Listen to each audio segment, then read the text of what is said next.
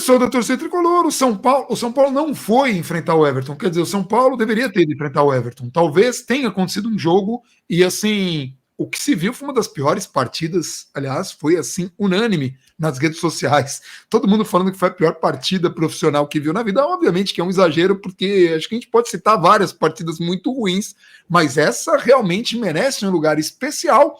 Esse é o vídeo de um jogo muito ruim que o São Paulo fez com o Everton. São Paulo está numa situação bastante confortável na Sul-Americana, com muitas chances de classificação. Rogério Ceni foi com um time muito alternativo ali, fazendo alguns testes, mas a verdade é que muita coisa não funcionou no esquema do Rogério e alguns jogadores estavam muito abaixo do normal. E assim, o coletivo foi tão problemático que fica difícil até analisar o jogo individual, né, a partida individual, né? Muita gente estava criticando o Gabriel Neves, mas assim, no contexto dos jogadores estava bem terrível.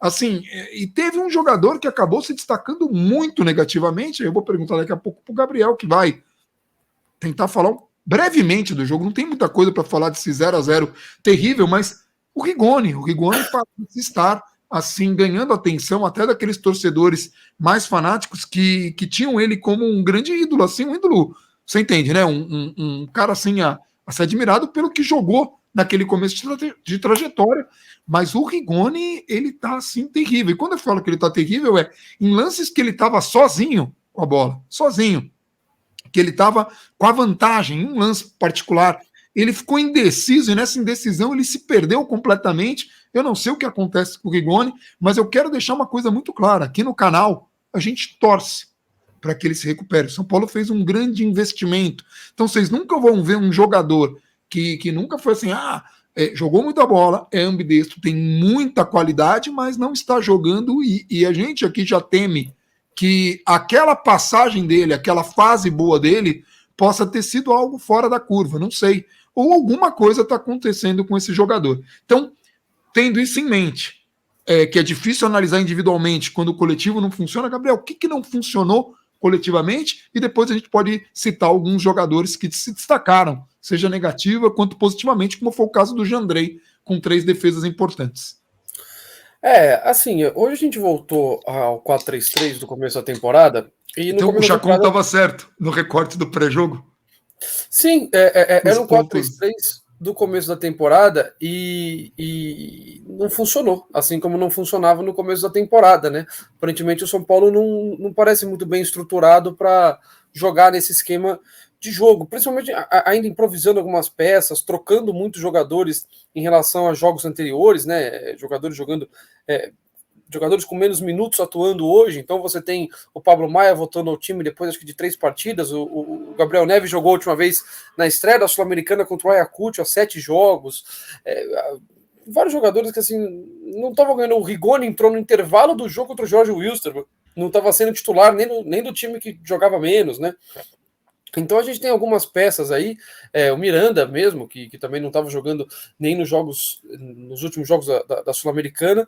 Então a gente tinha algumas opções aí que assim, aí você soma isso tudo. Soma o Gabriel Neves muito tempo sem jogar, soma o Luciano jogando de 9, sem com uma dupla de ataque, né? Sem que ele possa circular tanto pelo meio de campo e ter alguém lá na frente para fazer a referência, ou pelo menos para ocupar esse espaço. Cara, soma tudo isso com uma situação confortável do São Paulo na tabela, e a gente viu a partida que a gente viu, né? Um jogo muito, muito ruim. Eu não achei que foi nem o pior jogo do ano, para falar a verdade, é um jogo horroroso. Assim, pelo amor de Deus. Eu sei. Não, por isso que eu falei que é um certo exagero, porque quem está acompanhando ali de rede social, está assistindo a partida, tem sempre aquela expectativa, São Paulo e Everton e tal. E aí a galera, é o pior jogo que eu já vi na vida. Mas também, eu até comentei isso, acho que foi meu último tweet sobre o jogo.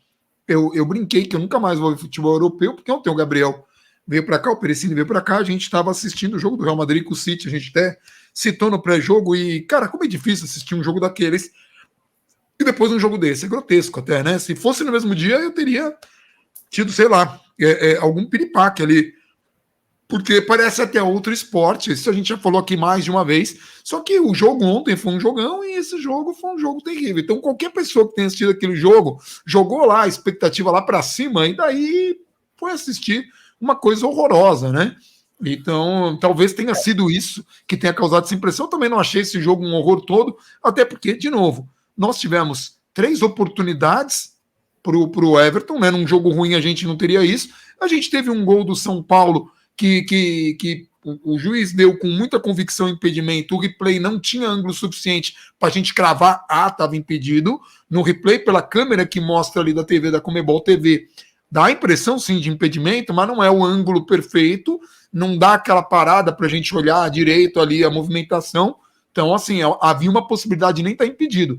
E um jogo que tem 3 lances para um adversário fazer gol e um gol impedido não pode ser o pior jogo da história do futebol profissional, mas nem perto disso. Não entra nem nos top 100, se pá.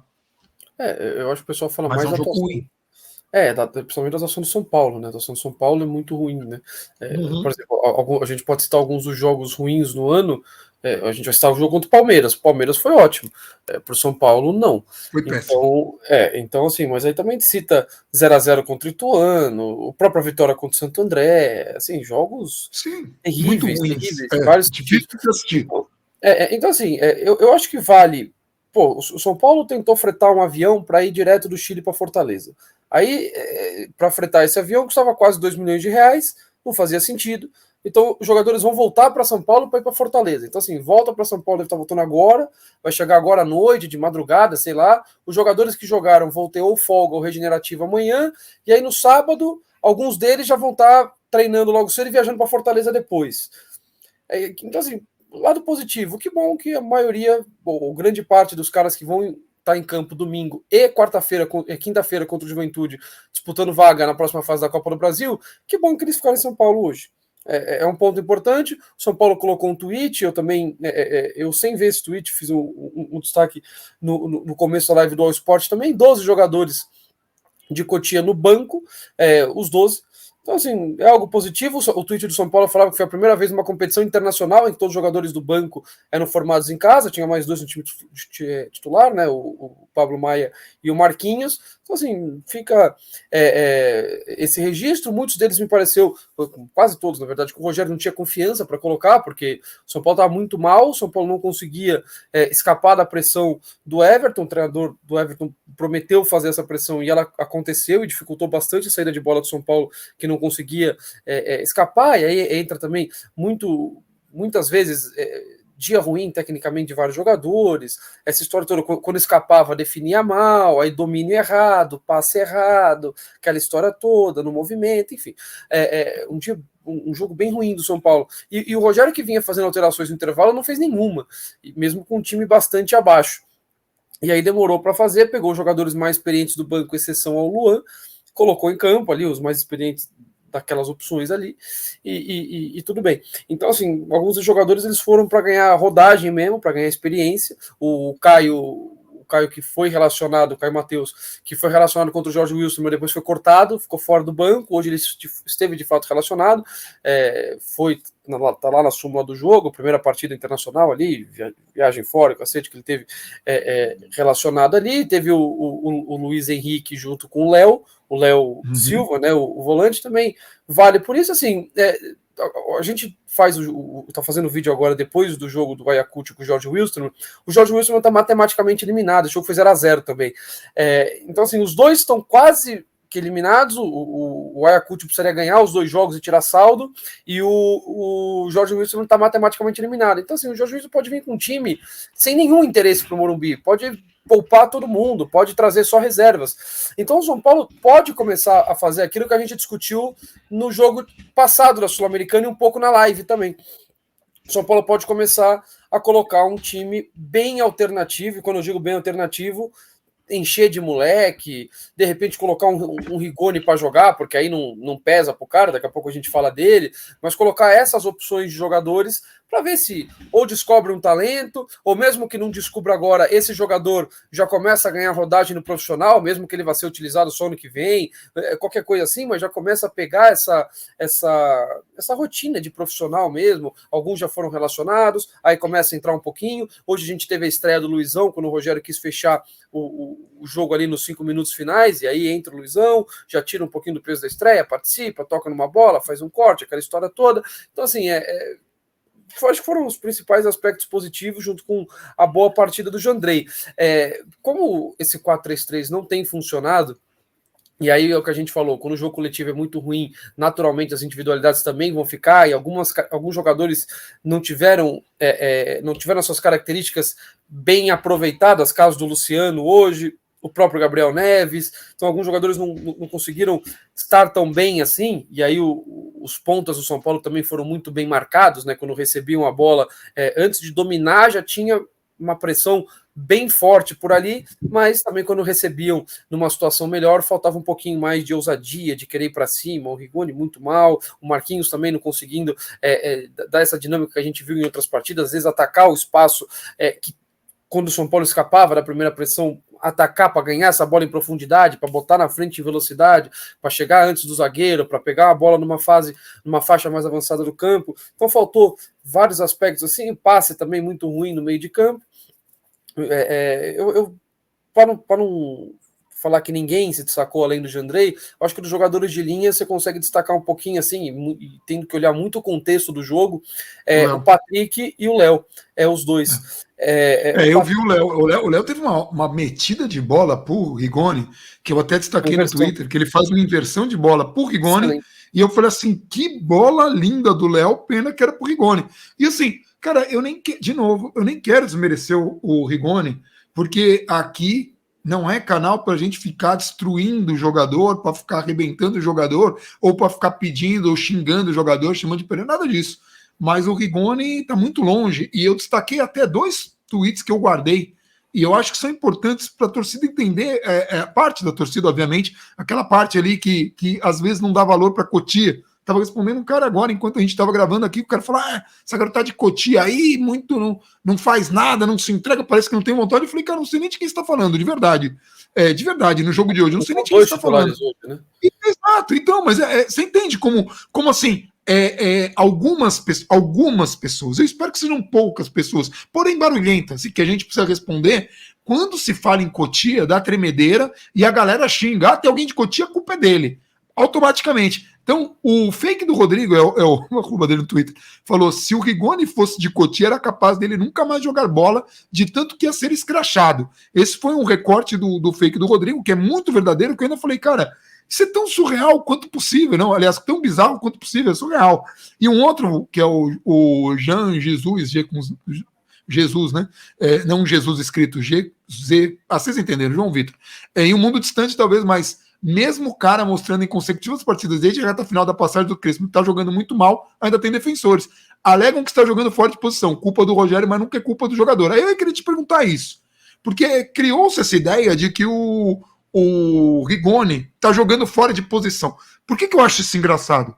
Porque o Igor Gomes está jogando fora de posição há um tempão no esquema do Rogério. A gente até destacou isso. Primeiro jogo de grande destaque do Igor Gomes é quando ele voltou para a posição original. Ele já falou isso, o Rogério já falou isso, a gente já falou isso, ele continuou sendo massacrado há muito tempo. O Nestor, na começo da temporada, que também era massacrado, também jogou fora de posição. Isso nunca vale para a molecada de Cotia. Mas o Rigoni, que acho, nem sei se é o caso, porque mesmo com o Crespo ele já estava jogando mal, quando gostam do jogador, aí ele está jogando fora de posição, aí o técnico não sabe usar, sempre tem o veja bem. E isso é um negócio preocupante, porque aqui a gente não quer a destruição de ninguém, pelo contrário, eu quero que o Rigoni volte a jogar bola, a gente precisa dele. Até porque como é que vai se desfazer de um Rigoni? Foi quanto? 22 milhões? Foi isso? Não sei, muito...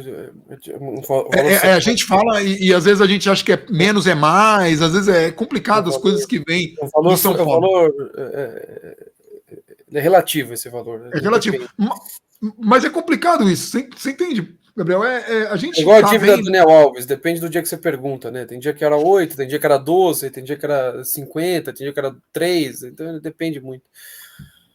Então, assim, é muito difícil, porque a gente está vendo assim, alguns jogadores que não estão rendendo. Tudo bem, hoje foi um dia do coletivo, mas o Léo meteu essa bola para o Igor, essa bola não foi o único lance dele, até foi o destaque dos comentários do Rafa, que até elogiei na transmissão, é um comentarista de um nível muito bom. O Napoleão também fez boas narrações ali no Comebol TV, a narração dele é boa, eu gosto, mas o Rafa se destaca muito, porque ele fala exatamente, ele tem uma leitura muito boa de jogo, Então fica muito mais fácil assistir um jogo dele e depois vir aqui debater contigo, que também tem uma visão, mas esse jogo não tinha muita coisa para ver. E você estava falando de Léo, você estava falando do Patrick também. O que você viu do Patrick?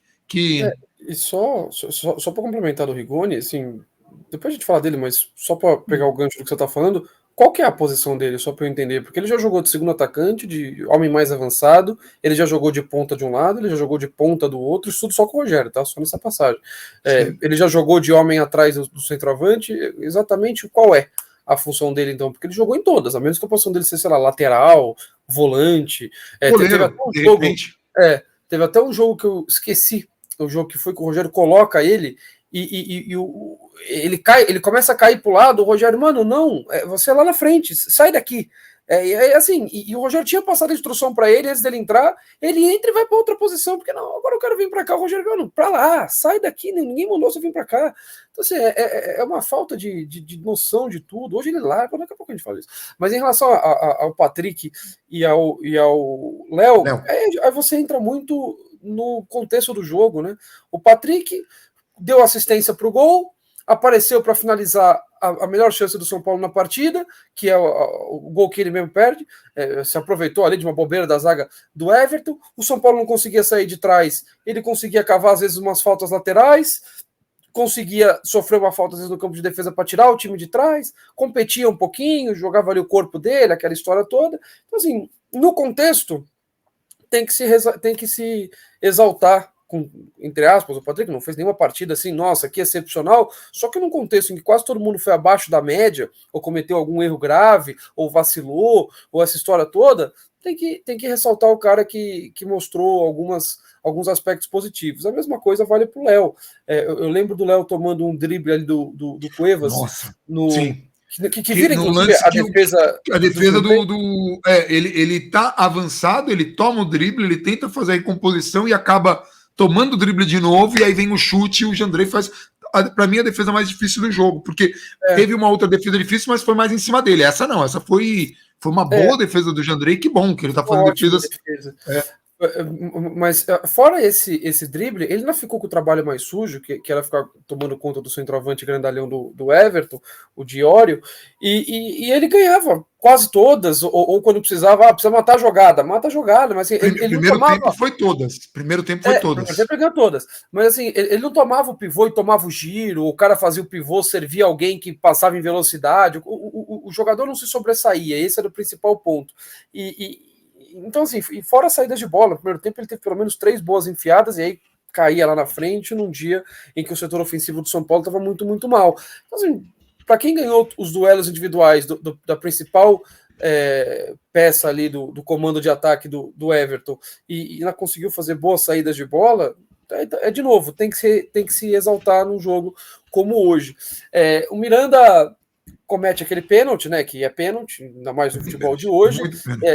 E assim, de novo, no lance com o Diório. O lance que o Léo ganhava jogadas, o Miranda perde essa jogada e comete o pênalti, que o árbitro não dá. Também não fiquei 100% com certeza, longe disso, aliás, se o Luciano estava impedido ou não, com a assistência do Patrick, a gente vinha falando, e o Miranda, ainda com 5 minutos ali do segundo tempo, depois dos 5 minutos ele começa a jogar muito bem, tá? Dos 5 minutos do segundo tempo. Mas ali, 5 minutos do segundo tempo, marca o lance em que o Reinaldo novamente se perde ali na lateral esquerda. Era muito fácil tirar o Reinaldo ali de posição, isso aconteceu 250 vezes no jogo. E aí o corredor direito de ataque do Everton ficava bem vazio. E aí o Rigoni abandona a marcação, ele abandona, assim, a imagem é nítida, é um negócio até bem irritante, porque ele tá no lance e ele para. O lateral passa por ele na maior tranquilidade, porque não é que o lateral vem lá da outra linha de fundo e passa voando. Não, o lateral estava com ele. O lateral avança, o Rigoni não. O Rigoni fica parado. E aí o lateral chega à linha de fundo, com todo o espaço do mundo, levanta a cabeça, cruza. O Miranda erra, perde ali, se desgarra um pouco da marcação, a bola estoura ali no ombro dele e sobra para mim a melhor chance do Everton no jogo, mais do que a defesa do Jandrei. A defesa do Jandrei é excelente, mas essa chance era muito clara, o jogador pega de tornozelo e joga para cima. Então o São Paulo teve esses pequenos erros, teve aí a saída de bola ruim do Igor Vinícius, às vezes o Pablo Maia, excesso de vou recuperar a bola, vai muito afobado no lance, ele vai evoluir isso naturalmente, é um garoto, daqui a pouco ele vai entender qual é a bola de seco, qual é a bola de dar o bote, qual é a bola de só cercar e obrigar o adversário a jogar a bola para trás, principalmente com campo escorregadio hoje, sei lá que gramado, o que estava acontecendo com esse gramado hoje, mas aí ele vai no foi um recorte meu, cara. Mano, todo mundo escorregava, velho, do São Paulo. Vai no bote seco, escorrega, aí o cara sai em vantagem. O Toró mesmo, quando entrou hoje, estava um absurdo. E várias vezes, além dele perder lances de ataque, ele perdia lances de marcação, em que o Everton estava preso ali, o Toró estava marcando, estava tapando uma linha de passe, impedindo o avanço do jogador, ele escorrega, o cara vai livre com a bola. Você quebra um pouco essa marcação. Então, não tem muito o que falar da partida de hoje. Eu acho que os destaques são esses do Jandrei. O Jandrei, a primeira defesa dele, que é uma boa defesa pelo posicionamento, se ele toma, era falha.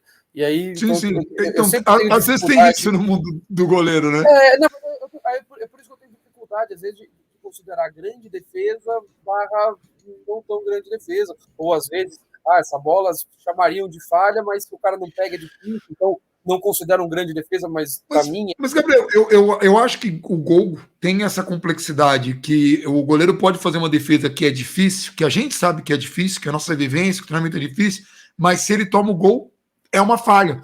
É muito curioso. Principalmente, por exemplo, tem um tipo de bola, que é aquela bola que o goleiro tem que ir, e se a bola não desvia em ninguém, ele tem que estar nela, mas a gente sabe que é uma bola super difícil quando ela vem meio cruzada, assim, sabe, com jogadores fazendo a entrada, o goleiro tem que presumir que ninguém vai tocar. Se toca, daí não é. Mas aí, tipo, só que assim, isso, pro cara que tá caindo ali, cara, ele é da posição, o cara ele reage a tudo que acontece. Tanto que a gente até discute o impedimento passivo quando o jogador tá próximo do goleiro, porque, distrai o goleiro, distrai, claro que distrai. Mas sem a menor dúvida, distrai. Não faz a menor dúvida que distrai. Mas tudo bem, segue. Ele teria que defender. Sim, e defendeu, sim. Bem posicionado, rebateu bem a bola, então é um bom aspecto. Foi muito bem nas bolas alçadas para a área, o centroavante alto, chegava uma hora que o Everton abusava, muitos gols do Everton nessa Libertadores. Acho que todos, para falar a verdade, nessa Libertadores, nessa Sul-Americana, todos os gols do Everton tiveram origem de bola parada, então era um lance perigoso, o Jandrei foi muito bem, teve uma reposição que deixou o Toró ali no 2 contra 2, né, o Toró contra o zagueiro, eu acho que do outro lado era o Rigoni com outro zagueiro, aí o Toró se enrola com a bola, então também muito bem, e aí sim, a defesa que a gente cita, defesaça absurda, porque bola muito perto, rasteira, foge do raio dele. Ele cai muito rápido, e assim, a qualidade dele com os pés. Então assim, muita gente fala, não, vocês ficam defendendo muito o Volpe, ninguém defende nada aqui. A gente defende não é nem defesa a palavra, a gente defende os fatos, pronto, é defesa a palavra. A gente defende os fatos, a gente defende a realidade, a gente evita que os exageros entrem nas análises. Agora, cara, por mim, joga quem tá melhor, o Jandrei tá melhor, que bom, e que ele consiga ficar na posição, se ele é o goleiro, se ele vai ser o goleiro, se ele é um bom goleiro, não sei, o trabalho dele até aqui é bom. É a mesma coisa que eu faço com o Diniz, com o Dorival, com o Agui, com outros odiados. O trabalho do cara foi bom. Se o cara é ruim, pereba, se é uma desgraça, não sei. Eu posso falar que o trabalho do Jandrei até o momento é muito bom, desde que ele estreou no São Paulo, muito comprometimento, e essa reposição dele com os pés é um destaque, e com grandes defesas. E aquele gol lá que a galera chama de frango, né? O último gol que ele tomou lá, que a gente explicou que nem é isso tudo, não é uma bola dificílima, né? Que era aquele cruzamento, né? Enfim, não é que pega porque é clássico, enfim, mas segue. Mas não, e de resto, assim, aí o Rogério não fez as alterações. Quando fez as alterações, foi pensando mais nos outros jogos do que nesse, porque aí ele vai tirar o Luciano, vai tirar o Patrick, mantém a estrutura do time, então ele não quis mexer nem na estrutura, não, vou tirar, sei lá, o Gabriel Neves, que não estava bem, ou recuar o Gabriel Neves e tirar o Pablo Maia, vou colocar, aí sim eu coloco o Thales, aí eu volto para aquela formação que eu já estou mais acostumado, no 4-1-3-2, aquela história, avanço um jogador, abro o outro, sei lá, faz alguma mudança tática no time, não, ele vai tirar o Luciano, que talvez entre contra o Fortaleza, ou talvez entre contra o Juventude, vai tirar o Patrick pelo mesmo motivo, tira esses jogadores, já pensando em outros jogos. Chega em determinado momento, o São Paulo entende que o empate é um bom resultado, São Paulo sempre soube disso, mas chega uma hora que aceita o empate, já estava assinando o empate, entrou o Luizão, se defende um pouco mais, tudo bem, cara, assim, você fez a sua lição de casa nos 3 primeiros jogos, você tinha essa margem, você não faz um jogo bom, e eu não teria começado com o 4-3-3, eu teria tentado pelo menos manter a estrutura tática, mas assim, se o Rogério queria testar algumas coisas, pô, vou colocar o Rigoni aberto, o Marquinhos titular aberto, vou colocar o Luciano numa posição, pô, se o Caleri não pode jogar, vamos ver como é que ele joga mais avançado ali, tentando ocupar mais a área, sei lá, tô imaginando coisas aqui. Se ele queria fazer o teste, tudo bem. Era um jogo que você tinha um pouco essa margem de fazer o teste, porque a classificação do São Paulo, mesmo em caso de derrota, estava bem encaminhado. O São Paulo conseguiu um empate que é bom, e agora com o Jorge Wilstermann já eliminado, para vir para o Morumbi daqui 2 semanas, São Paulo pode colocar o time que ele quiser em campo. Quiser colocar 11 de Cotia, quiser colocar o Rigoni e o Luan, o Luan também é Cotia, mas você colocar o Rigoni para ganhar moral, sei lá quem mais para ganhar moral, bota o Gabriel Neves, fica à vontade, tem toda a margem do mundo para o São Paulo trabalhar nesse jogo contra o Jorge Wilstermann, e aí fazendo a sua lição de casa, o Everton não fazendo a sua lição de casa, ou mesmo que não faça, também tem praticamente essa margem inteira para o jogo contra o Ayacucho na última rodada na semana seguinte. Então eu acho positivo e acho que o São Paulo deveria seguir esse caminho, tá? Deveria dar oportunidades para o Caio, deveria dar oportunidades para jogador, para o Luizão, bota o Beraldo para estrear também, coloca o Moreira, vários jogadores que o São Paulo testa, até o Luiz Henrique, que é um jogador um pouco mais de frente, que ele tem um pouco mais ali, um passe um pouco mais diferente, uma capacidade de drible, de movimentação que a gente não tem no elenco. O moleque, de novo, o moleque tem 17, 18 anos, eu acho que vai fazer 18 anos esse ano, antes da gente terminar, até pego aqui a idade correta dele, mas bota assim, mesmo que o moleque não vá ser utilizado esse ano, é importante que ele já pegue essa cancha, que ele já saiba o que é um jogo de profissional, já sabe o que é um jogo internacional, já vai jogar diante da sua torcida, já tira um pouco do peso, mesmo que ele volte para a base, e depois, quando voltar no que vem, eventualmente no Campeonato Paulista, ele já esteja mais avançado. E aí, para finalizar 100% o Rigoni, para mim deveria começar a ser utilizado em jogos que o São Paulo está com a partida decidida. Ou decidida contra, sei lá, tá 3-0 para alguém, sei lá. Bota aí, ele lá. Bota o cara, porque aí é um jogo que você já não tem mais para onde ir, seja 3-0 a favor ou contra. Vê se ele entra, faz um gol, recupera para ganhar confiança, porque não dá mais para você ficar apostando no jogador que não está te dando retorno nenhum, enquanto você está competindo ali, enquanto você tem muito a perder. Imagina o Rigoni contra o Fortaleza. Fortaleza é um time com intensidade, o Fortaleza é um time com jogadores ultrapassando o tempo todo pela lateral, troca de posição. Não dá, cara. É Campeonato Brasileiro, todos os pontos valem.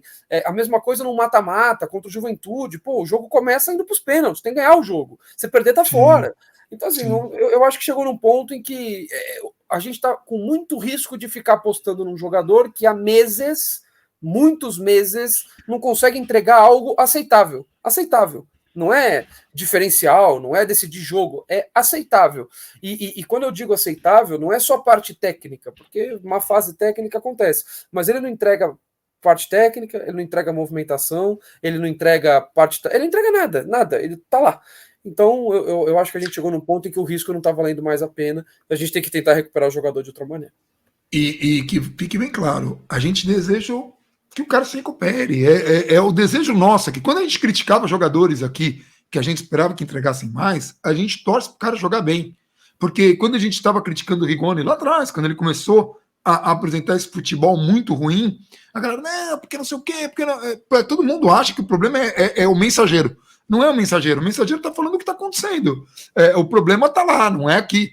Aqui não tem nenhum problema, aqui a gente quer mais que o Rigoni recupere o futebol, até para o São Paulo recuperar esse investimento, e também, principalmente, dentro de campo, que é onde o São Paulo precisa, onde o Rogério precisa. O Rogério que estava, inclusive, tá vendo ali na discussão do grupo, com o casaco novo de frio da Adidas, que parece que tem a manga é diferente, tecido, parece que ele tá com colete e tal, mas é um casaco bonito da Adidas. A Adidas vai fazendo um material mais legal, né? Vazou a segunda camisa, a gente nem comentou, mas não é aqui no vídeo jogo que a gente vai comentar. A gente tem lives para fazer isso, a gente tem outros vídeos pra gente fazer. Você vai para Santos ainda, né? É isso?